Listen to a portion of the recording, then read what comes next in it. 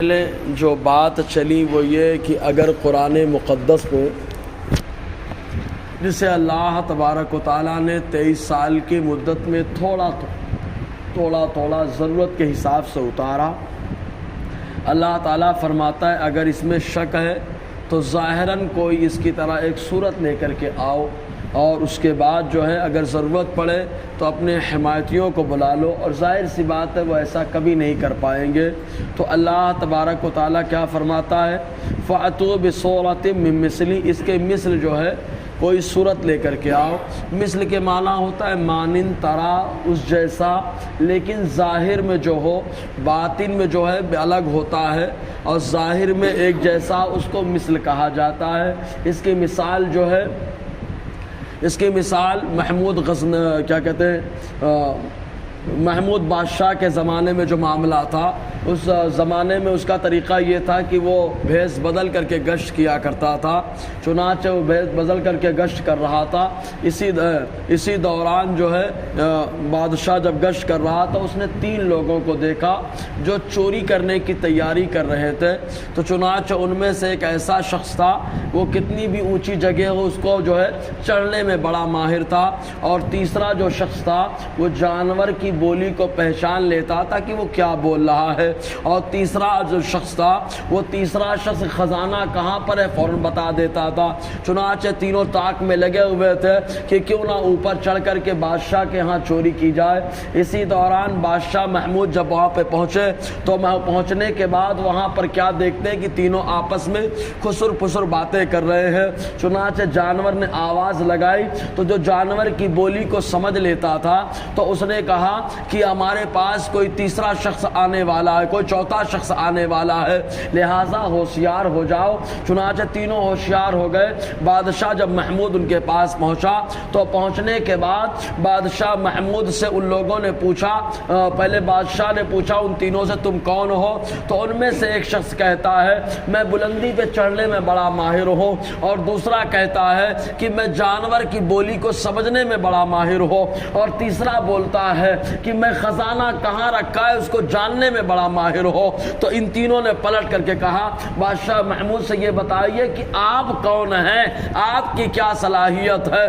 تو انہوں نے کہا انی مثلکم، میں تمہاری مثل ہوں۔ تو ان لوگوں نے سمجھا کہ ہماری طرح چور ہی ہے، تو آپس میں چاروں نے مشورہ کیا کہ چوری کہاں کرنی چاہیے۔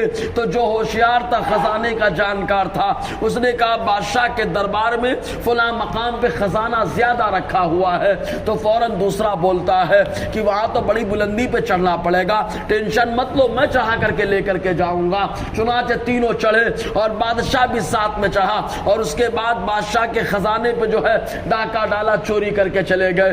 بادشاہ جب سویرے مسند پہ بیٹھا، تخت پر بیٹھا، تو تینوں کا نام بتایا، چن چن کر کے ان تینوں کو لایا گیا، اور لانے کے بعد جو ہے بادشاہ نے تینوں کے بارے میں نشاندہی کی تھی۔ تو ان میں جو جانور کی بولی کو جانتا تھا اس نے ایک بات اور کہی تھی، وہ بات یہ تھی کہ میں جو اندھیرے میں دیکھ لیتا ہوں اجالے میں بھی اس کو پہچان لیتا ہوں، اور اجالے میں دیکھ لیتا ہوں تو اندھیرے میں بھی پہچان لیتا ہوں۔ چنانچہ تینوں نے جو ہے بادشاہ نے تینوں کے بارے میں فیصلہ سنایا کہ ان کو سزا دی جائے۔ چنانچہ جب سزا دی گئی تو وہ شخص جو جانور کی بولی اور اندھیرے کا ماہر تھا وہ پلٹ پلٹ کر کے بادشاہ کی داڑھی کو دیکھ رہا تھا، بادشاہ کی داڑھی کو دیکھ رہا تھا۔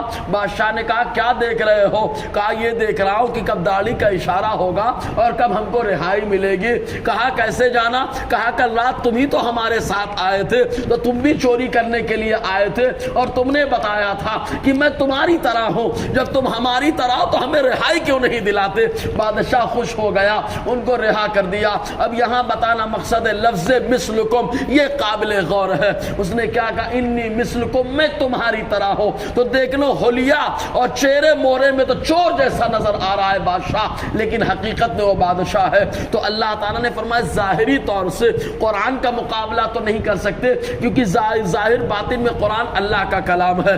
اگر مقابلہ کرنا ہے تو ملتی جلتی کوئی صورت لاؤ جو ظاہر میں خدا کے کلام کے برابر پہنچ سکے، باطن میں تو نہیں پہنچ سکتی۔ اللہ تعالیٰ فرماتا ہے فَأْتُوا بِصُورَةٍ مِّن مِّثْلِهِ، تم لے آؤ کوئی ایک صورت ظاہر میں اس کی طرح، اور ضرورت پڑے تو وَادْعُوا شُهَدَاءَکُم شہداءکم، بلا لو اپنے حمایتیوں کو، یعنی ان بتوں کو جن کی تم پوجا کرتے ہو، من دون اللہ، اللہ کو چھوڑ کر، ان کو تم صادقین، اگر تم سچے ہو۔ اس کے بعد اللہ تعالیٰ نے فرمایا ظاہر سی بات ہے قرآن کا کوئی مقابلہ نہیں کر سکتا، کیونکہ قرآن اللہ کا کلام ہے، خالق کا کلام ہے، جیسا خالق ہے ویسا اس کا کلام ہے۔ اب مخلوق کہاں خالق کا مقابلہ کر سکے؟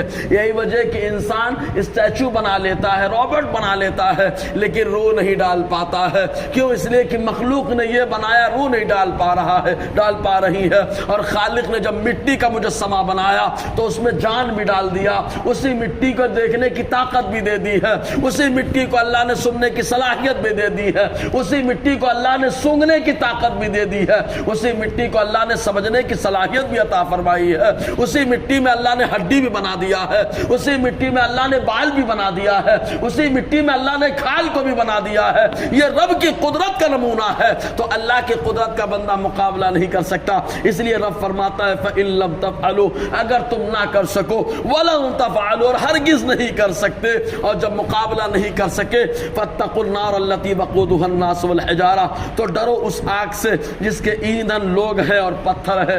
کون سے لوگ ہیں، کون سے پتھر ہیں، انشاءاللہ آگے گفتگو رہے گی۔ اللہ تعالی ہم سب کو فیضان قرآن، برکات قرآن سے مالا مال فرمائے۔